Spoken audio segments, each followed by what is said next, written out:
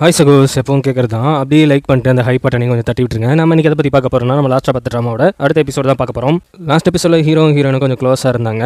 அது மட்டும் இல்லாமல் நம்ம செகண்ட் ஹீரோ இருக்காங்கல்ல, அவங்க வந்துட்டு போயிட்டு மகாராணியை வான் பண்ணிட்டு வந்தாங்க. அதுக்கு வந்துட்டு ரீசன் என்னன்னா, நான் வந்துட்டு செகண்ட் ஹீரோ வந்துட்டு ஹீரோட பிரதர் அப்படின்னு தான் நினச்சிட்டு இருந்தேன். ஆனால் அவன் வந்துட்டு ஹீரோட மச்சான்.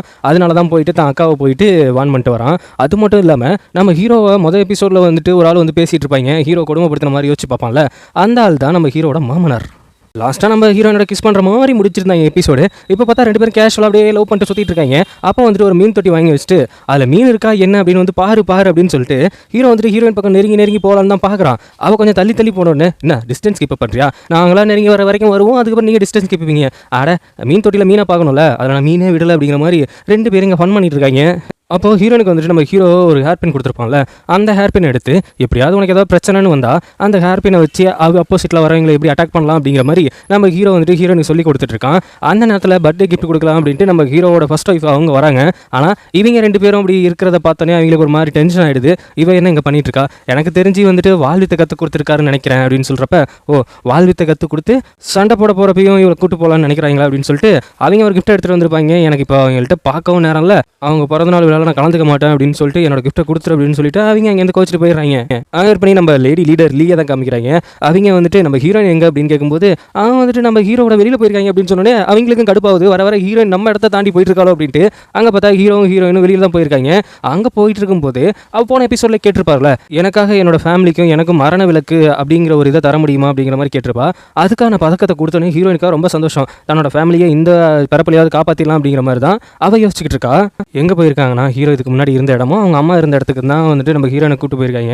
அப்படி கூட்டு போகும்போது தான் அங்கே வந்துட்டு ஹீரோ எவ்வளோ கஷ்டப்பட்டிருக்கான். அவங்க அம்மாவோட நினைவிடத்துக்கு கூட்டு போனதுக்கு அப்புறம் தான் சொல்கிறான், இந்த மாதிரி நிறைய தண்டனைகளுக்கு உண்டாக்கப்பட்டாங்க, அது மட்டும் இல்லாமல் அவங்க வந்துட்டு ரொம்ப நல்லவங்க அப்படிங்கிற மாதிரி அவனோட உண்மையான ஃபீலிங்ஸ் இப்போ தான் வெளிக்காட்ட ஆரம்பிக்கிறான். அப்படி காமிக்கும் போது அவளுக்கு ஒன்று புரிஞ்சு போச்சு, இவன் வந்துட்டு இவ்வளோ ரகாடா இவ்வளோ கொடூரமாத்தனமாங்கன்னு வெளியில் தான் பேசிகிட்டு இருக்காங்க. ஆனால் அவனுக்குள்ளே அவங்க அம்மாவுக்கு தெரிஞ்ச ஒரு குணம் இருக்குது அப்படிங்கிறத அப்போ தான் அவள் புரிஞ்சுக்கிறா. அது மட்டும் இல்லாமல் அவங்களோட அம்மா கிட்ட இவன் ஒன்று வேண்டிக்கிறா. அப்படி வேண்டிக்கிட்டதுக்கு அப்புறம் என்ன சொல்கிறா அப்படின்னா, அதை என்கிட்ட சொல்ல முடியுமா அப்படிங்கிற மாதிரி ஹீரோ கேட்கும்போது, அதெல்லாம் எனக்கும் அவங்களுக்கும் உள்ள மேட்ரு, அதெல்லாம் வந்துட்டு சொல்ல முடியாது அப்படிங்கிற மாதிரி சொல்லிட்டு இருக்கிறப்ப, இங்கே இவ்வளோ விளக்குகள் இருக்கு, இது அணையுது, காத்தடிச்சு அணைஞ்சிருமே அப்படின்னு சொல்லும்போது அப்போ ஒரு விஷயம் சொல்கிறான், இங்கே விளக்குகள் அணையும் போதெல்லாம் எங்கள் அம்மாவோட தண்டனையும் என்னோட தண்டனைகளும் மிக அதிகமாகும் அப்படிங்கிற மாதிரி ஒரு சில விஷயத்தை யோசிச்சு பார்க்குறான். அவங்க அம்மாவை கொடுமைப்படுத்தின விஷயத்தெல்லாம் அப்படியே கையை பிடிச்சி, நான் இனிமேல் உங்களுக்காக இருப்பேன், உங்களோட உண்மையான மனசை நான் பார்த்துட்டேன் அப்படிங்கிற மாதிரி அவன் ஒரு மாதிரி அக்கறையாக பேசுகிறப்ப அவனுக்கு ஒரு மாதிரி ஃபீல் ஆகிடுது. பச்சைக்கன்னு பிடிச்சி கிஸ் பண்ணிடுறான். அவனுக்கே அது ஷாக் ஆகிடுது. உடனே இருந்துட்டு இதுக்கப்புறம் இங்கே இருந்தால் இது ஏடாவளமாக போயிடும் அப்படிங்கிற மாதிரி, வாங்க நம்ம வீட்டுக்கு கிளம்பலாம் அப்படிங்கிற மாதிரி கிளம்பிடுறாங்க. வீட்டுக்கு போனதுக்கு அப்புறம் என்ன பண்ணுறான்னா, அந்த பதக்கத்தை தன்னோட அம்மா கிட்டையும் அப்பா கிட்டையும் கொண்டு கொடுக்க சொல்கிறாங்க. சப்போஸ் அவங்களுக்கு ஏதாவது பிரச்சனைனா இதை காமிச்சு அதுலேருந்து தப்பிச்சுக்கிறதுக்காக தான் கூட இருந்த மேடு பொண்ணு விட்டு அதை கொடுத்து இதை போய் கொடுத்துரு அப்படிங்கிற மாதிரி சொல்லிடுறாங்க.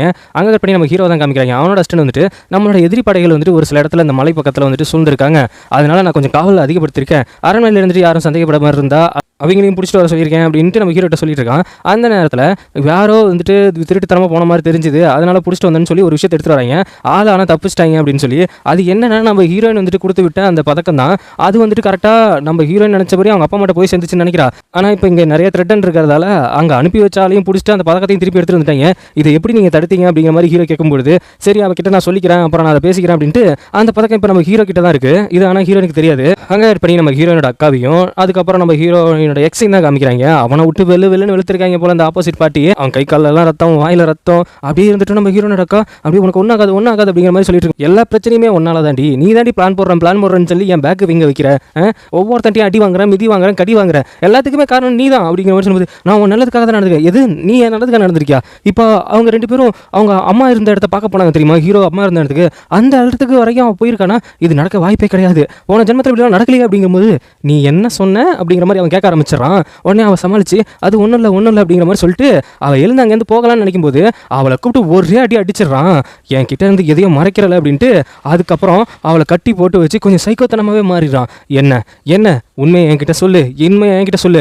அது மட்டும் இல்லாமல் என்னை நீ எப்படி கல்யாணம் பண்ணிக்கிட்ட? நான் அவளை தான் காதலிச்சேன், ஆனால் என் கூட நல்லா பேசுகிற மாதிரி பேசி எனக்கு மயக்க மருந்து கொடுத்து என் கூட பெட்டில் இருக்கிற மாதிரி ஒரு விஷயத்தை கிரியேட் பண்ணி என்னால் தான் உன் கருப்பு கெட்டு போச்சு அப்படிங்கிற விஷயத்தை கிரியேட் பண்ணி என்ன வந்துட்டு உன்னை கல்யாணம் பண்ணிக்க வச்ச. அது மட்டும் இல்லாமல் இவ்வளோ தூரம் நீ நிறைய பிளான் போட்டு வச்சிருக்க. என்னோட காதலையும் சாகடிச்சிட்ட, அதே நேரத்தில் நான் ஆசைப்பட்ட விஷயத்தையும் எதையும் என்னால் அடைய முடியல. என்னோட முன்னோர்கள் ஃபேமிலியே அரசாங்க பதவியில் இருந்தவங்க தான், அவங்களோட ரத்தம் என் உடம்புக்குள்ள ஓடும்ல, அதை நான் எப்படியாவது அனுபவிக்கணும்னு நினச்சேன். அதுக்கெல்லாம் எல்லாம் முட்டுக்கட்டையா நீ இருந்திருக்க அப்படின்னு சொல்லி அவளை அடிச்சு கொன்ன மாதிரி தான் காமிக்கிறாங்க. இவன் சைக்கோ தரமா வெளியே கத்திட்டு வந்துட்டு இதுக்கப்புறம் நான் போற பிளான் எல்லாருமே என்ன வச்சு விளாண்டுருக்காங்க. ஹீரோயினும் சரி நீயும் சரி எல்லாருமே இதுக்கப்புறம் அந்த ஃபேமிலியோட ரத்தம் என் உடம்புக்குள்ளேயும் ஓடும்ல, எல்லாத்தையும் நான் திருப்பி என் பக்கம் இழுக்கிறேன் அப்படின்னு சொல்லி அங்கே அப்படியே அவன் சைக்கோ மாதிரி கத்திட்டு இருக்கான். அடுத்த நிமிஷமே நம்ம ஹீரோயினுக்கு வந்துட்டு ஒரு நியூஸ் வருது. என்னன்னா ஹீரோனோட அக்காவும் அதுக்கப்புறம் அவனோட எக்ஸும் இடிமின்னல் தாக்கி இறந்துட்டாங்க அப்படின்னு நியூஸை கேள்விப்பட்டு அவன் அங்கேருந்து கிளம்பி வந்து பார்க்குறா. அங்கே இடிமின்னல் தாக்கி இருந்தா இங்கே சுற்றி விளக்குகள் எரிஞ்சிட்டு இருக்காது. அது மட்டும் இல்லாமல் இங்கே வந்துட்டு ஏதோ ஒன்று தப்பாக நடந்திருக்க மாதிரி இருக்கு அப்படிங்கிற மாதிரி அவங்க யோசிச்சுட்டு இருக்காங்க. ஆனால் இந்த விஷயம் கேள்விப்பட்டு அங்கேருந்து ஹீரோ துப்புன்னு வரான். வந்த உடனே பரவாயில்ல உன்னோட முன்னாள் காதலன் செத்துட்டானா, இந்த ஸ்வீட் எடுத்துக்கோ அப்படின்ட்டு வாயில கொடுத்தோன்னே இவனுக்கு முன்னாடியே தெரியுமா என்ன நான் எக்ஸைட்மெண்ட் ஆகிறத விட இவன் எக்ஸைட்மெண்ட் ஆகிறான். ஒரு வேளை நம்ம மேலே செம பொசசிவ்ல இருக்கானோ எனக்கு புரியல. எதுக்கு இப்போ முட்டாய் கொடுத்துட்டு இருக்கிற? அதான் என்ன இருந்தாலும் உன்னோட முன்னாள் நிச்சயதத்தம் ஆன ஆளு அவன் செத்து போயிட்டானா சந்தோஷம் தானே? யாருக்கு? உனக்கு தான் எனக்கு என்னமோ உங்களுக்கு தான் அதிக சந்தோஷங்கிற மாதிரி தெரியுது. அப்படிலாம் ஒன்றும் இல்லை அப்படிங்கிற மாதிரி அவங்க இறந்து போன இடத்த பார்க்கும்போது இங்கே யாரோ இழுத்துட்டு போன மாதிரி தடயங்கள்லாம் இருக்குது, இடித்தாக்கின மாதிரி தெரியலையே அப்படிங்கிற மாதிரி பேசிகிட்டு இருக்காங்க. அதே நேரத்தில் நம்ம ஹீரோனுக்கு இன்னொரு நியூஸும் வருது. என்னன்னா நம்ம செகண்ட் ஹீரோ இருக்கான்ல அவனுக்கு உடம்பு சரியில்லை அப்படிங்கிற விஷயம் தெரிய வருது. சரி அவரை போய் பார்த்தே ஆகணும் அப்படின்ட்டு கிளம்பும்போது நானும் கூட வருவேன். எனக்கு அவர் ரொம்ப முக்கியமானவர். நான் ஒரு டைம் கீழே விழுந்தப்போ என் ஹாஸ்பிட்டல்லாம் கூட்டு வந்தார். அதனால நான் போகிறேன். உங்களுக்கு என்ன? உனக்கு துணையாக நான் வரேன். அது மட்டும் இல்லாமல் நான் பேரரசர் எல்லாரும் மாதிரி அக்கறையாக இருக்கணுமே. ஓ அக்கறை, சரி வாங்க போவோம் அப்படின்ட்டு ரெண்டு பேருமே ஒன்றா போகிறாங்க. ஆனால் ஹீரோனுக்கு வந்துட்டு ஒரு டவுட் வருது. அவ்வளோ பெரிய அரண்மனை இருக்குது, அங்கங்கே ஒரு கான்செப்ட் இருக்குது, அதுலலாம் தங்காமல் இவரையும் அங்கே வந்து தனியாக தங்கியிருக்காரு. அவனோட முதல் மனைவி இறந்துட்டா, ரொம்ப நேசிச்சான். அதுக்கப்புறம் வந்துட்டு நிறைய பேரோட காமக்கிளத்திகளோட இங்கேயே இருந்தான். அது அங்கே இருந்தால் அவனுக்கு டிஸ்டர்பன்ஸாக இருக்கும் அப்படின்ட்டு தான் இங்கே இருக்கான் போல அப்படின்னு சொல்லும்போது அது எப்படி ஒரு பையனை பற்றி இவ்வளோ பொலிர்னு சொல்லிடுறீங்க? ஏன்னா பாம்பின் கால் பாம்பரியும். ஓ அப்போ உங்களுக்கு மட்டும் ஒரே ஒரு ஒய்ஃபா அப்படின்னு கேட்கும்போது நோட் கிராஸ் கொஸ்டின் அப்படியே வந்துட்டு பேசிட்டு வா அப்படிங்கிற மாதிரி நைஸ் அப்படி போயிட்டு இருக்கும்போது அங்கே அப்படியே அவர் பார்த்துட்டு பாரு எவ்வளோ அழகாக இருக்காரு, எவ்வளோ அமைதியான பையன், அடக்கமான பையன், ஒருத்தர் மேலே அக்கறை காட்டினா அவ்வளோ அழகாக அக்கறை காட்டுறாரு. இந்த மாதிரி பையனுக்கு இன்னொரு பொண்ணு கிடைக்கல, ஒய்ஃப் கிடைக்கல, என்ன ஒரு கால கொடுமை அப்படின்னு சொல்லும்போது அழகாக இருக்கானா? ஆமாம். அது மட்டும் இல்லாமல் அமைதியாக இருக்கானா? ஆமாம். ஓ அப்படின்ட்டு ரெண்டு பேரும் போனோடனே அவன் ஷாக் ஆயிடுறான். எதுக்கு இன்னைக்கு நீ வரல அப்படிங்கிற மாதிரி நம்ம ஹீரோ கேட்கும்போது இல்லை கொஞ்சம் உடல்நிலை சரியில்லை, அதனால அப்படியே படுத்து தூங்கலான்னு கொஞ்சம் ரெஸ்ட் எடுக்கலாம்னு நினச்சேன், மற்றபடிலாம் ஒன்றும் இல்லைங்க அப்படிங்கிற மாதிரி நம்ம செகண்ட் ஹீரோ சொல்ல அப்படியா அவர் ரெண்டு பேருமே சேர்ந்து தூங்கும் அப்படின்னு சொன்னோன்னே அவனுக்கு ஒன்றுமே புரியலையே அப்படின்ட்டு ஹீரோவுக்கு பொசசிவ் தாங்கலை. இவங்க ரெண்டு பேர்த்து இங்கே தனியாக விட்டு போனால் எப்படி நம்ம ஹீரோனை கரெக்ட் பண்ணிடுவானோ அப்படிங்கிற ஒரு பயம், வேற எதுவும் இல்லை, இன்செக்யூரிட்டி காம்ப்ளெக்ஸ் அப்படின்னு சொல்லலாம் அப்படின்னு சொல்லுவாங்க. நமக்கு தெரில. அதுக்கே உனக்கு தெரியல அப்படின்னு கேட்குறீங்களா? நம்ம லைஃப்பில் ஒரு பொண்ணு இருக்கணும், அதுக்கப்புறம் அது பொசசிவ் ஆகணும். நம்ம லைஃப்பில் தான் பொண்ணே இல்லையே, அப்புறம் எங்கே பொசசிவ் ஆக? ஒன்றா தூங்கலான்னு சொல்லிட்டு நம்ம ஹீரோ பக்கத்தில் செகண்ட் ஹீரோ, அதுக்கப்புறம் ஒரு தடுப்பு மாதிரி இருக்குது, அந்தாண்ட நம்ம ஹீரோயின், இப்படியே மூணு பேரும் திருட்டா புருட்டான்னு முடிச்சுக்கிட்டு அப்படியே ஒருத்தர் பார்த்துட்டு தூங்கிட்டு இருக்காங்க. ஒரு கட்டத்துக்கு மேலே கடுப்பாயிடுறான் செகண்ட் ஹீரோ. இந்த மாதிரி நம்ம ஒன்றா படுத்துக்கிறத பார்த்தா எவனாவது ஏதாவது கதை கட்டி விட்ருவானுங்க வானவில்னு சொல்லி, என்னால் தான் இப்படி இருக்க முடியாது, அதுக்கு நான் இங்கேருந்து கிளம்புறேன், நீங்கள் ஏதோ பண்ணிக்கங்க அப்படிங்கிற மாதிரி கிளம்பும்போது சரி போய் சமைச்சு எடுத்துருவா. இதே சமைக்கிறதா? உனக்கு தான் நல்லா சமைக்க தெரியுமே, 7 வருஷம் ஆச்சு உன்னோட சமையலை சாப்பிட்டு, நீ வேற ரொம்ப அழகான பையன், அமைதியான பையன், அக்கறையான பையன் அப்படின்னு சொல்லும்போது இதெல்லாம் ஹீரோயின் சொன்னது. அப்போ தான் ஹீரோயினுக்கே புரியுது இந்த ஒரு விஷயத்தால தான் இந்த அளவுக்கு பண்ணுறானா ஹீரோ அப்படின்ட்டு. இந்த பசங்களுக்கு பொசசிவ்னஸ் வந்தால் மட்டும் கொஞ்சம் ஓவராக தான் பண்ணுவோம், பொறுத்துக்கிட்டு தான் ஆகணும். கேர்ள்ஸ் அதை விட டேஞ்சரஸ். ஏன் அப்படி சொல்கிறேன்னா நாங்களாவது வெளிப்படையாக கத்திடுவோம், சண்டை போட்டுருவோம், முட்டிடுவோம், முனைக்கிடுவோம். ஆனால் கேர்ள்ஸ் வந்துட்டு ரொம்ப ரொம்ப பயங்கரமான வெப்பனை யூஸ் பண்ணுவாங்க. அவங்கள்ட்ட இருக்க 2 டேஞ்சரான வெப்பன். ஒன்று சைலண்ட், அதை பிரேக் பண்ணவே முடியாது. எதுக்கு உம்முன்னு இருக்காங்க, ஏன் உம்முன்னு இருக்காங்க, எதுக்கு கம்முன்னு இருக்காங்கன்ட்டு அவங்களா சொல்கிற வரைக்கும் தெரியாது. 2வது கண்ணீர், அதை விட்டுட்டாங்கன்னு வச்சுக்கேன் மனுஷன் உயிரை விட்டுற வேண்டிதான். அவன் அப்படி பேசணுன்னே ஹீரோனுக்கா ரொம்ப சிரிப்பாக போயிடுது. அப்போ நான் சொன்னதால தான் நீங்கள் இந்த அளவுக்கு பண்ணிட்டு இருக்கீங்க அப்படின்னு சிரிச்சிட்டு இருக்கும்போது டபுக்குன்னு அந்த நடுவில் ஒரு தடுப்பு இருந்ததுல அதை தள்ளிவிட்டு பிடிச்சி கிஸ் பண்ணிடுறான். நம்ம எங்கே வந்திருக்க, நீங்கள் என்ன பண்ணிட்டு இருக்கீங்க? இன்னொரு டைம் அவன் அழகான பையன், அமைதியான பையன் சொல்லுவேன், அதுக்குன்னு எந்த இடம்ன்ட்டு பார்க்கவே மாட்டீங்களா அப்படிங்கும்போது யாராவது பற்றி பேசினா பொசசிவ் தான் செய்யும் அப்படிங்கிற மாதிரி சொல்லிட்டு அவன் நல்லா சமைக்கிறான். சமைக்கிறது மட்டும் இல்லாமல் நிறைய மசாலாக்கள்லேயே டிஃப்ரெண்ட் வெரைட்டியாக பண்ணுறான். இதை பார்த்துட்டு ஹீரோயினே ஷாக் ஆகிறா. இவ்வளோ விஷயம் தெரியுமா அப்படின்னு சொல்லும்போது என்னோட ஒய்ஃப் வந்துட்டு இவர் இருக்கார்ல நம்ம பேரரசர், அவரோட அம்மா கிட்ட கற்றுக்கிட்டாங்க, அவங்க நல்லா சமைப்பாங்க அப்படின்னு சொல்லும்போது லாஸ்ட் டைம் கூட அவளோட டெட் பாடி இருந்த இடத்துல வந்துட்டு ஒரு மீன் தான் வாங்கி வச்சுருந்தா, அதில் எழுதி அந்த கொடைக்கு பக்கத்தில் ஒரு பேரும் இருந்தது. ஆனால் என்னால் சரி எதுக்கு பழசெல்லாம் பேசிக்கிட்டு அதை பற்றிலாம் பேச வேணாம் அப்படிங்கிற மாதிரி சொல்லிட்டு அப்படி நம்ம ஹீரோ அதை வாங்கி சாப்பிட்லான்னு போயிட்டு கரெக்டாக ஊட்டி விடலான்னு போகிறாங்க. அப்போ வந்துட்டு வேணும்னு வெறுப்பேற்றுறீங்களா அவர் முன்னாடி அப்படின்னு சொல்லிட்டு சாப்பிடல, இப்போ மறுபடியும் வந்துட்டு ஆரம்பிச்சிடும் அப்படின்னு சொன்னதுக்கப்புறம் அப்படியே அவளுக்கு கொஞ்சம் ஊட்டி விட்டுட்டு இவன் சாப்பிடும்போது திடீர்னு ஒரு ஃப்ளூட் சவுண்டு இங்கேருந்து கேட்குது. அப்படி ஃப்ளூட் சவுண்ட் கேட்கும்போது இவனுக்கு ஒரு மாதிரி ஆகுது. திடீர்னு ரத்தம் கக்க ஆரம்பிச்சிடறான். ரத்தம் கக்க ஆரம்பித்தோடனே இவனுக்கு என்ன பண்ணுறதுன்னு தெரியல. உடனே மருத்துவர்கிட்ட கூப்பிட்டு போகலாம் அப்படிங்கிற மாதிரி ஹீரோயின் பதட்டமாகிட்டு போட்டு கூப்பிட்டு போகிறாங்க. இந்த ஃப்ளூட்டை வாசிச்சுட்டு இருந்தது யாருன்னா நம்ம ஹீரோவோட மாமனார் தான். அந்த ஆள் தான் வாசிச்சுட்டு இருந்திருக்காரு. இந்த விஷயத்தை யார் என்ன சொன்னதுங்க அப்படின்னு காட்டும்போது நம்ம ஹீரோ கிட்ட கவிதை வாசிக்கிறதுனே ஒரு திறந்திருப்பான். அவனுக்கு தான் ஹீரோவுக்கு பிடிச்ச மாதிரி கவிதை எழுதி ஒரு சில விஷயங்களை கலந்துட்டு இருப்பான். அது மூலியமா தெரிஞ்சுக்கிட்டு இந்த ஆள்கிட்ட வந்து சொல்றப்ப தான் இந்த மாதிரி அந்த ஃப்ளூட் அவங்களுக்கு வந்து அஃபெக்ட் ஆகும். அது மட்டும் இல்லாமல் அவங்க எப்பவும் ஒரு பாம்போட இருப்பாங்க, அந்த விஷம் வந்துட்டு அவங்களுக்கு அஃபெக்ட் ஆகக்கூடாது அப்படின்ட்டு இந்த விஷயத்தெல்லாம் வந்துட்டு நம்ம மாமனார்கார்ட்ட சொல்லிட்டு அவன் அங்கேருந்து எஸ்கேப் ஆயிடுறான். ஹீரோ அமுச்சு வச்சதுக்கு அப்புறம் நம்ம செகண்ட் ஹீரோக்கு ஒரு டவுட் வருது. இந்த விஷயம் எப்படி யார் பண்ணிருப்பா அப்படிங்கிற மாதிரி யோசிக்கும் போது தான் நேராக அவங்க அப்பா கிட்ட போயிட்டு சண்டை போடுறான். ஒரு தூரத்தில் நிற்கிறத பார்த்துட்டு இந்த மாதிரிலாம் பண்ணிட்டு இருக்காத, இந்த மாதிரி பண்ண பெரிய பிரச்சனையாகி போய் முடியும் அப்படின்னு சொல்லும்போது, போடா யூஸ்லெஸ் பையனே, நீ எனக்கு எப்பவுமே ஒரு யூஸ்லெஸ் தான், இந்த விஷயத்தில் குறுக்க வர மாட்டேன்னு நினைக்கிறேன், என்னோட திட்டத்தில் நீ எதுவும் தலையிடாத அப்படிங்கிற மாதிரி சொல்லிக்கிட்டு அந்த ஆள் கடுப்படிச்சு விட்டுறாங்க. இவன் கடுப்பா போயிட்டு இருக்கும்போது இவனோட அஸ்டண்ட் நம்மளோட பிளானை என்ன பண்றது அப்படிங்கிற மாதிரி யோசிச்சுட்டு இருக்காங்க. ஆக மொத்தத்தில் ஒவ்வொருத்தரும் ஒவ்வொரு பிளானை போட்டுட்டு இருக்காங்க. ஹீரோவும் ஹீரோயினையும் போட்டு தலவா இல்லை ஹீரோவை போட்டு தலவான்ட்டு எவ்வளோ பேரா ஒரு ட்ராமாவில் வில்லனா வருவீங்க. அதுக்கப்புறம் அன்னைக்கு நைட் வந்துட்டு நம்ம ஹீரோயின் வந்துட்டு ஹீரோ மீட் பண்ணுங்கிறதுக்காக மைடு பிளே விட்டு அவன் எங்கே இருக்கான் அப்படிங்கிற மாதிரி பார்த்துட்டு வர சொல்லியிருப்பா போல. அவன் வந்தோன்னு என்ன சொல்கிறான்னா, அவர் ஆளையே காணும், எங்கே போயிருக்காருன்னு தெரில, ஆனால் அவரை மாதிரியே ஒரு ஆள் வந்துட்டு நம்ம பூவை தேடி போனோம்ல, அந்த இடத்துல நான் அவரை பார்த்தேன் அப்படின்னு சொல்லும்போது அவனுக்கு ஏதோ ஆபத்தோ அப்படின்னு நினச்சிட்டு அவளும் அவனை ஃபாலோ பண்ணியே போகிறா. அவன் அந்த இடத்துல தான் இருக்கான். அப்படியே போய் பார்த்துட்டு இருக்கும்போது அவனோட அஸ்டண்ட் வந்துட்டு இந்த மாதிரி ஹீரோயினோட அம்மாவையும் அப்பாவையும் பார்த்தோம், அவங்கள யார் கடத்தினா என்ன அப்படிங்கிறது தெரியல அப்படிங்கிற மாதிரி இவங்க வந்துட்டு ஹீரோயினோட குடும்பத்தை பற்றி பேசிட்டு இருக்கிறத ஓட்டி கேட்டுட்டு இருக்கா. இதுக்கு நம்ம குடும்பத்தை பற்றி இவங்க பேசிட்டு இருக்காங்க அப்படின்னு சொன்னோன்னே அவன் வந்துட்டு சீக்கிரம் கண்டுபிடி, அவளுக்கு வந்துட்டு நான் வந்துட்டு ஒரு சர்ப்ரைஸாக அவங்கள கொடுக்கணும் அப்படிங்கிற மாதிரி அவன் பேசிட்டு இருக்கான். ஆனால் இவளுக்கு வேற மாதிரி விழுது, என்னடா இது அப்படின்ட்டு. அதுக்கப்புறம் அந்த சீக்ரெட் ரூமை க்ளோஸ் பண்ணிட்டு அவன் வெளியில் வந்ததுக்கப்புறம் நம்ம ஹீரோயின் உள்ளே போய் பார்க்குறா. இவ கொடுத்து அமைச்ச பதக்கம் வந்துட்டு இங்கே இருக்குது, அதாவது அந்த மரண விளக்கு பதக்கம் வந்துட்டு இங்கே இருக்குது. இதை வந்துட்டு பார்த்தோன்னே அவள் ஷாக் ஆயிடுறா. அது மட்டும் இல்லாமல் ஹீரோயினை பற்றின உண்மைகள் ஒரு சில விஷயங்கள் ஆல்ரெடி ஹீரோ தெரிஞ்சு வச்சிருக்கான், அதெல்லாம் வந்துட்டு அவன் படித்து பார்த்துருக்கான் அப்படிங்கிற விஷயத்த நம்ம ஹீரோயின் வந்துட்டு பார்த்துட்டு ஆக மொத்தத்தில் எல்லாமே தெரிஞ்சுக்கிட்டு தான் என்கிட்ட விளாண்டுட்டு இருக்கான் போல. அப்போ இது எதுவுமே உண்மை இல்லை, இந்த விஷயத்தையும் மறைச்சு வச்சிருக்கான்னா அப்போ இன்னும் என்னென்னமோ மறைச்சு வச்சிருக்கான் அப்படிங்கிற மாதிரி அவள் டென்ஷனில் இருக்கா. ஆனால் இது எல்லாம் தெரியாத ஹீரோ வந்துட்டு அவளை மீட் பண்ணலாம் அப்படிங்கிற மாதிரி அவ்வளோ சந்தோஷத்தில் இருக்காங்க. அடுத்த நாள் வந்துட்டு நம்ம ஹீரோயோட பிறந்த நாள் வந்துட்டு செலிப்ரேட் பண்ணுறதுக்காக நிறைய பேர் வந்திருக்காங்க. அங்கே ஹீரோட மாமனாரும் வந்திருக்காங்க. மாமனார் வந்தது மட்டும் இல்லாமல் அந்த ஃப்ளூட் எடுத்துகிட்டு வந்திருக்காங்க.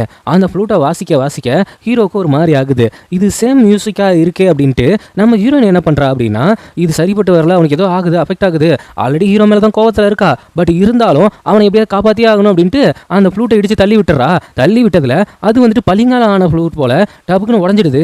நம்ம ஹீரோட மாமனார் கடுப்பாயிட்டு என்ன எப்படி நீ தள்ளி விடலாம், என்ன தடுக்கலாம் அப்படிங்கும்போது அந்த ஃப்ளூட் வாசிக்கிறதால அவர் கொஞ்சம் டிஸ்டர்ப் ஆகுறாரு. அது எனக்கு தெரியுமே அப்படிங்கிற மாதிரி சொல்லும்போது, இதுக்காக நான் உனக்கு சும்மா விட மாட்டேன் அப்படிங்கிற மாதிரி சொல்கிறப்ப அவங்களோட ஆட்கள் உள்ளே வந்துடுறாங்க. இங்கே ஹீரோ மயக்கம் போட்டு விழுந்தது மட்டும் இல்லாமல் பக்கத்தில் இருக்கிற ஆளை செக் பண்ண சொல்கிறாங்க. ஏன்னா ஹீரோவோட பக்கத்தில் இருக்க ஆள் கொண்டு இந்த ஆள் தான் போல. அப்படி செக் பண்ணும்போது மூச்சு வரல, அவன் இறந்துட்டான் அப்படிங்கிற விஷயத்த சொல்லிட்டு அங்கே இருக்கிற எல்லா ஆளையுமே அந்த ஆளோட ஆளை வச்சு மடக்கிடுறாங்க. இதுக்கப்புறம் என்னடா பண்ணுறது அப்படிங்கிற மாதிரி யோசிச்சுட்டு இருக்கிறப்ப இதுக்கப்புறம் எல்லா ஆர்மியும் என்னோட கண்ட்ரோலில் வந்துடும், இந்த அரியாசனத்துக்கு அதிர்த்த உரிமையாளர் நான் தான் அப்படிங்கிற மாதிரி அந்த ஆள் பேசிட்டு இருக்கிறப்ப எனக்கு நீ இடைஞ்சலா இருக்க, எனக்கு மட்டும் இல்லை என்னோட பொண்ணோட லைஃப்லையும் ரொம்ப இடைஞ்சலா இருக்க, அதனால உன்னை கொல்றது தான் கரெக்ட் அப்படிங்கிற மாதிரி எனக்கு தோணுதுங்கிறப்ப அங்கே டேஜோவோட மனைவி இருக்காங்க. அப்படி இருந்தும் அவங்க அப்படியே பெருசாக கண்டுக்காத மாதிரி கொஞ்சம் சாக்கில் இருக்கிற மாதிரியே இருக்காங்க. எனக்கு என்னமோ எல்லாத்துக்கும் பின்னாடி இந்த டேஜோவோட மனைவி தான் இருப்பாங்களோ அப்படிங்கிற மாதிரி யோசிக்கிறேன். ஆனால் இங்கே ஹீரோயினை கொல்லாம் அப்படின்னு போகும்போது டப்புக்குன்னு நம்ம ஹீரோ பையப்புள்ள எழுந்து ஒரு கிளாஸை விட்டு எரிய அடிச்சிடறான். அப்புறம் தான் தெரியுது ஹீரோ இறக்கல அப்படின்ட்டு. ஓஹோ, அப்போ நீ அந்த ஃப்ளூட்னால இறக்கல, இதெல்லாம் என்னோட வீக்னஸ்ன்னு நான் இவ்வளோ நாள் அதை வச்சிருப்பேன்னு நீ நினச்சிட்டு வந்துட்டு ஊதுன்னு ஊதுனியே, கொஞ்சமாவது யோசிச்சு பார்த்தியா? உன்கிட்ட நான் சின்ன வயசில் அடி வாங்கினது அந்த ஆள் மாதிரி இருப்பேன்னு நினச்சிட்டு இருந்தியா? கொஞ்சம் அப்டேட் ஆகிட்டப்பா. இந்த சவுண்டெல்லாம் கேட்டு எனக்கு அலர்ஜியும் ஆக போகிறது கிடையாது. அன்னைக்கு உன்னை நம்ப வைக்கணும் அப்படிங்கிறதுக்காகவும் எவன் இதை வாசிச்சான் அப்படின்னு தெரிஞ்சுக்கிறதுக்காகவும் தான் நான் அப்படி ஒரு விஷயத்தை பண்ணேன். மற்றபடி வேற எதுவுமே கிடையாது. இப்போ நீ லாக் ஆகிட்ட அப்படின்னு சொல்லும்போது அதுக்கு வாய்ப்பே கிடையாது. என்கிட்ட தான் நீ லாக் ஆகிட்ட பார்த்தியா? உன்னோட ஆட்கள் எல்லாத்தையுமே நான் லாக் பண்ணிட்டேன். நான் ஒரு சொடக்கு போட்டேன்னா உன்னையும் உன்னோட ஆட்களையும் செஞ்சுட்டு போகிறதுக்கு நிறைய பேர் இருக்காங்க அப்படிங்கிறப்ப அப்படியா அப்படி அவனுக்கு தோணுது அப்படின்ட்டு ஹீரோ ஒரு சொடக்கு போடுறான். இருக்கிற எல்லாருமே வந்தாளுங்களை பிடிச்சி வெட்டிட்டு இருக்காங்க. என்னடா அது அப்படின்னு பார்த்தா ஒரு சில பேர் நம்மளால மாற்றி வச்சிருக்கிறான். இவனோட ஆட்களை உள்ள அனுப்பி ஆல்ரெடி ஹீரோ வேலை பார்த்து வச்சிருக்கான். சோ ரொம்ப பாவியா இருக்கிய, நான் இந்த அளவுக்கு இறங்கி வேலை பார்ப்பேன்னு உனக்கே தெரியாதா? என்ன எவ்வளோ நாள் கொடுமைப்படுத்தி இருப்பேன். இதுக்கெல்லாம் ஒரு காரணம் இருக்கணும்ல, எனக்காக ஒரு நாள் வச்சு செய்யணும் அப்படின்ட்டு. அதுக்காக தான் வெயிட் பண்ணிட்டு இருந்தேன். அதுக்கு நீயே வாய்ப்பு கொடுத்துட்ட. ஒரு விஷயம் மட்டும் நல்லா சொல்கிறேன் கேட்டுக்கோ, உன்னால் என் தலை முடிய கூட பிடுங்க முடியாது அப்படின்னு சொல்லும்போது நம்ம ஹீரோயின் வந்துட்டு காப்பாற்றி விட்டோன்னு நினச்சி ரொம்ப சந்தோஷப்பட்டு இருக்கா. ஆனால் இருந்தாலும் அவளுக்குள்ள வெறுப்பு உண்டாயிடுச்சு. ஹீரோவை நம்புறது இல்லை. அப்போ அங்கே டேஜோட மனைவி வந்துட்டு உன்னோட உயிரை காப்பாற்றினது இவளாக இருந்தாலும் இவளை நம்பவே முடியாது அப்படிங்கிற மாதிரி சொல்லும்போது நான் இவளை நம்புறேன், இவளுக்காக ஒரு வெகுமதி தரேன், இந்த அரண்மனை சுற்றி இருக்கிற சுவர்களுக்கு எல்லா சுவர்களுக்கும் போயிட்டு வர இவளுக்கு அனுமதி உண்டு அப்படிங்கிற மாதிரி ஒரு விஷயத்தை எழுதி நம்ம ஹீரோயின் கையில் கொடுக்க அது அவ்வளோ ஒரு டைமில் கேட்ட விஷயம் தான் போல ஃப்ரீடமாக இருக்கணும் அப்படின்ட்டு. ஆனால் இதை வந்துட்டு நம்ம ஹீரோயின் எக்ஸ்பெக்ட் பண்ணாத ஒன்று தான். இருந்தாலும் அவள் மூஞ்சில் அந்த ரியாக்ஷனே இல்லை, ஒரு ஹாப்பினஸே இல்லை. ரொம்ப நன்றி அப்படின்ட்டு ஹீரோ தொட வரும்போது கூட கையை பின்னாடி இழுத்துட்டு ஓடிடுறா. ஆக மொத்தத்தில் ஹீரோ மேலே செம்ம கடுப்பில் இருக்காங்கிறது நல்லாவே தெரியுது. அதுக்கப்புறம் ஹீரோயின் அன்றைக்கி நைட் அப்படியே நடந்து போயிட்டு இருக்கும்போது இந்த கவிதை எழுதி ஒருத்தன் நம்ம ஹீரோ விஷயத்தில் வந்துட்டு கக்கிட்டு இருந்தானே நம்ம ஹீரோட மாமனார்கிட்ட, அவன் வந்துட்டு நம்ம ஹீரோயினை போட்டு தள்ளுறதுக்காக ஓடி வரான். ஆனால் கரெக்டாக எஸ்கேப் ஆகிற நேரத்தில் டபுக்குன்னு நம்ம செகண்ட் ஹீரோ வந்துட்டு அவன் இடிச்சு தள்ளிட்டு நம்ம ஹீரோயினை காப்பாற்றிடுறாங்க. இருந்தாலும் காலில் லைட்டாக அடிபட்டுருது. உடனே ஹீரோயினை கூப்பிட்டு போயிட்டு அவங்க ரூமில் விட்டுட்டு காலை நான் சரி பண்ணுறேன் அப்படின்னு பிடிக்கலான்னு வரும்பொழுது கரெக்டாக இல்லை நானே பார்த்துக்கிறேன் அப்படின்னு சொன்னோன்னே அது அவனுக்கு கொஞ்சம் ஹர்ட் ஆகிடுது. சரி நீங்கள் பத்திரமா பார்த்துக்கங்க, ஒன்றும் பிரச்சனை இல்லை, வேறு ஏதாவது என்ன கூப்பிடுங்க அப்படின்னு சொல்லிட்டு நேராக போயிட்டு அவங்க அக்காவை தான் பார்க்க போகிறான். அந்த அக்கா என்ன பண்ணிட்டு இருக்குன்னா, இவங்க கூட இருக்கல ஒரு ரெஸ்டண்ட், அவன் வந்துட்டு நம்ம போட்ட பிளான் சொதப்பிடிச்சு கரெக்டாக எஸ்கேப் ஆகிடுச்சு அந்த பொண்ணு. அப்படிங்கும்போது ஆக மொத்தத்தில் நம்ம ஹீரோனை கொல்ல ஆரம்பிச்சு வச்சிருக்கிறது வேற யாருமே கிடையாது, ஹீரோட முன்னாள் ஒய்ஃப் தான். அதை கேட்டுட்டு வந்தானே அவன் தம்பிக்காரன் பொல்லேருன்னு அந்த அஸ்டண்ட் அரை விட, இன்னொரு டைம் இப்படிலாம் பண்ணி லூசுத்தரமாக பண்ணிக்காத, நம்ம குடும்பத்துக்குன்னு ஒரு கௌரவம் இருக்குது, கௌரவம் அது எங்கே இங்கே இருக்குது, நம்ம அப்பா ஜெயிலுக்கு போயிட்டாரு, அது இல்லாமல் என்னோட ஹஸ்பண்ட் வந்துட்டு இன்னொருத்தி பின்னாடி சுற்றிட்டு இருக்கான்னு தெரிஞ்சால் நான் என்னத்தை பண்ண முடியும், எனக்குன்னு இருக்கிற கோவம் இருக்கத்தான் செய்யும், நான் ரிவெஞ்ச் எடுத்தே ஆவேன் அப்படின்னு சொல்லும்போது இந்த மாதிரி முட்டாள்தனமாக தான் பண்ணிட்டு இருக்காது அப்படின்ட்டு அவனும் சொல்லி திட்டிட்டு போகிறான். இருந்தாலும் அந்த அஸ்டண்ட் பையப்புள்ள நான் உங்களுக்கு கரெக்டான ஆளாக இல்லைன்னா நீங்கள் சொன்ன வேலையை கரெக்டாக கண்டுபிடிச்சிருப்பேன் நடத்திருப்பேன் அப்படிங்கிற மாதிரி சொல்லும்போது அதெல்லாம் ஒன்றும் பிரச்சனை இல்லை, உனக்கு இன்னொரு வேலை வச்சிருக்கேன் அப்படிங்கிற மாதிரி அந்த புள்ள சொல்லிட்டு இருக்குது. ஆக மொத்தத்தில் இதுவும் வில்லியாக மாறிடுச்சுன்னு நினைக்கிறேன். அதுக்கப்புறம் நம்ம ஹீரோவுக்கு வந்துட்டு ஹீரோயினுக்கு காலில் அடிபட்டிருக்காங்கிற நியூஸ் தெரிய வருது. அவன் வந்துட்டு பார்க்க வரான். ஆனால் மெய்டு பிள்ளையை விட்டு இங்கே மாதிரி நல்லா இருக்கிற மாதிரி அப்படியே ஆக்ட் கொடுத்துட்டு இருக்கா. கதவை விட்டு உள்ளே விட வைக்கல ஹீரோவை. அடுத்த நாள் தொடர்ந்து அப்படியே வந்துக்கிட்டே இருக்கான். ஆனால் வந்துட்டு உள்ளே விடலை, ஏதாவது ஒரு காரணம் சொல்லி அப்படியே தவிர்த்துக்கிட்டே இருக்காங்க. ஏன்னா ஹீரோ மேலே நம்பிக்கை இல்லை. அது மட்டும் இல்லாமல் பழைய மாதிரி லவ் இருந்துச்சா இல்லையான்னு கூட நமக்கு தெரியல.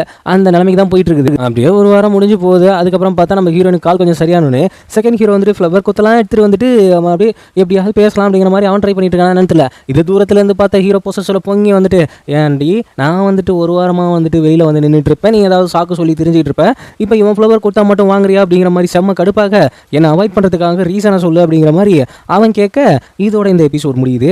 இதுக்கப்புறம் என்ன ஆக போகுதுங்கிறத நம்ம அடுத்த எபிசோடில் பார்ப்போம். லாவண்யா சிஸ்டர், இல்லை நீங்கள் கமெண்ட் பண்ணிட்டீங்க, பட் எனக்குமே டக்குன்னு பண்ணுறவங்க கொஞ்சம் கேப் விட்டு பண்ணீங்க 2 நாளுக்கு அப்புறம். அதனால தான் நான் அப்படி பேசுனது கொஞ்சம் டிலே ஆகி இப்போ வந்துட்டு உங்களுக்கு கேட்டிருக்கு. ஸோ சாரி சிஸ்டர், என் மேலே தான் மிஸ்டேக்கு. அதுக்கப்புறம் ரியாபு ப்ரோ ரொம்ப தேங்க்ஸ் ப்ரோ. சூரியகலா சிஸ்டர், நான் வந்துட்டு காமெடியாகவும் கொஞ்சம் ஃப்ளோவாகவும் கொண்டு போகிறதா தான் பார்க்குறேன் அப்படிங்கிற மாதிரி சொல்லியிருக்கீங்க. ஒரே கான்செப்ட் இருக்கிறதால உங்களுக்கு அப்படி தெரியுதான்னு தெரியல. பானுப்ரியா சிஸ்டர் ரொம்ப தேங்க்ஸ். பூமி விலாக் நீங்கள் தான் அந்த பேரா? ரூபினி சிஸ்டர், அப்புறம் ராமலிங்கன் கருப்பையா ப்ரோ ரொம்ப தேங்க்ஸ் ப்ரோ. ஃபாத்திமா அவர்களே ரொம்ப தேங்க்ஸ். அது மட்டும் இல்லாமல் இன்னும் நிறைய பேர் எங்கே போனீங்கன்னு தெரில, ஆடி மாதத்தில் பிஸியாக இருக்கீங்களா அப்படிங்கிறதும் புரியல. சரி ஓகே, மறுபடியும் பழைய மாதிரி கமெண்ட் பண்ணுங்கள். மிஸ் பண்ணுறவங்கள நான் லாட் ஆஃப் மிஸ் பண்ணுறேன். என்னோட வீடியோ உங்களுக்கு பிடிச்சிருந்தா லைக் பண்ணுங்கள், ஷேர் பண்ணுங்கள், சப்ஸ்கிரைப் பண்ணுங்கள், நோட்டிஃபிகேஷன் பட்டன் மறக்காமல் கிளிக் பண்ணுங்கள்.